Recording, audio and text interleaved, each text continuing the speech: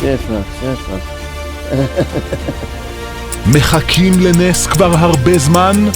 עזבו בהבטחתו הנדירה של הרב הצדיק הרב שלום ארוש שליט"א.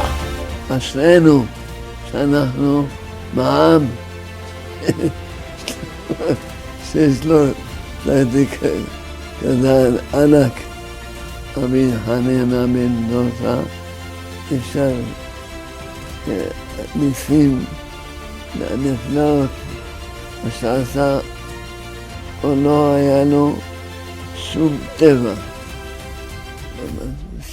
הסיפורים שספר עליו, מי שאמר לשם שתדלוק, יאמר לו חוד מת שתדלוק, אין תאווה ואין רע. לכן כל אחד יבוא, עשה למען הצדיק, ודאי הצדיק לא נשאר חייב.